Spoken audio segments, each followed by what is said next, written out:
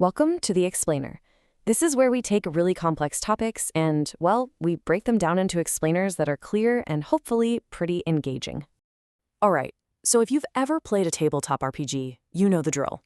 You've probably wrestled with that vague, often super confusing system of character alignment. Is it a moral compass? A personality type? Or is it just an excuse for the rogue to, steal everything that isn't nailed down? We've all been there. And for decades, right, this whole ambiguity thing has led to some serious arguments at the table. It creates this huge disconnect between who your character is supposed to be and what they can actually do in the game. It just feels like a label you slap on your character sheet with no real function. So today, we are going to dive into a system that completely reinvents alignment. We're going to look at how it goes from being just a label to a powerful language. We'll check out the factions that guard these languages and see how it all pulls together to create a living, breathing multiverse. Let's get into it. Okay, so first things first, let's just throw out the old way of thinking about this. Alignment is not just some personality box you check off when you're making your character. Forget that. Here's the big idea. In this system, alignment gets transformed from this abstract moral code into a totally practical, in-game tool. It's not about what you believe anymore. It's all about what you can do by speaking a very specific cosmic language. And this shift, it is a total game changer. It makes your alignment a core part of how your character actually interacts with the most powerful items in the multiverse, whether they're magical or psionic. It really works in 3 simple steps. First, you have to learn the item's specific alignment language. Once you know the language, you can attune to it, create that special bond, and then you can unleash its true, full power.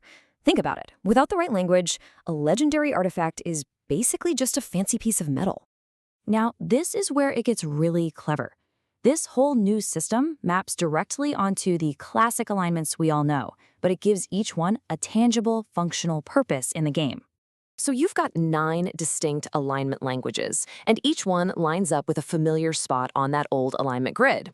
For instance, what we used to call lawful good is now the language of harmonium, which you'd use to activate, say, a holy relic. And way over on the other side, chaotic evil becomes the Doomguard tongue, which is used to forge these insane weapons of destruction. And of course, you've got languages for everything in between, each with its own very real, practical use. Okay, but wait. These languages are ancient and super powerful, right? So, who protects them? Well, that's where the planar factions come in. This is where we start building a whole new layer of politics and ideology into the cosmos. Now, this is a really important distinction to make. The language itself, it's just a tool. It's a cosmic key for unlocking power. But the faction, that's a group of people with a very specific ideology, and they've decided they're the guardians of that key. And what's cool is your character can learn a language without having to buy into the faction's whole belief system. Let's take the Harmonium, for example.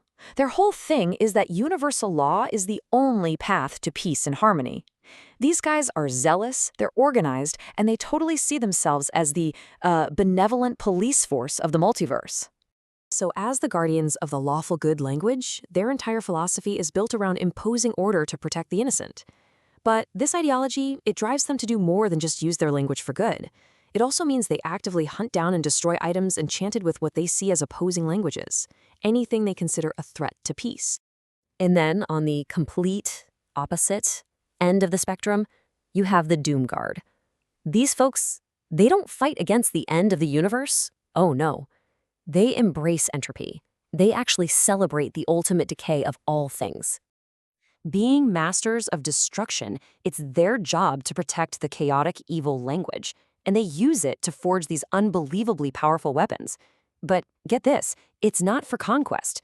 They do it to speed the multiverse toward what they see as its final glorious end. They're basically the ultimate agents of entropy. So this whole system of languages and factions, it does so much more than just define magic items. It actually creates the foundation for a dynamic, persistent world. We're talking real conflicts, real economies, stuff that's running in the background even when you and your friends aren't at the table. And believe it or not, it all kicks off with one simple cosmic rule. Natural gold, which is the ultimate conductor for both magical and psionic energy, it can only be found on one type of plane in the entire multiverse. And where is that? The prime material plane. Yep, worlds just like the one your adventurers probably start on. That is the only place in all of existence where this absolutely essential resource can be mined. And right there, that's the central concept of the entire multiverse. The fuel for ultimate power, the gold, it's all in one place. But the cosmic forges, the factories that can actually shape it into legendary items, they're everywhere else. This one little constraint puts the entire multiverse in constant motion. It's what fuels the resource wars between all the factions. It drives ideological conflicts, leading to these seek and destroy missions against rival artifacts, and it creates a persistent economy that just runs. It doesn't need the players to exist. The world just feels truly, truly alive. Okay, so after all of that, what does this actually mean for you, the player sitting at the table? Well, it means your alignment choice is no longer just some footnote on your character sheet. It's a key. It's a tool that grants you access to incredible power, but it also paints a giant target on your back. It connects you to powerful allies, but it also creates really dangerous enemies.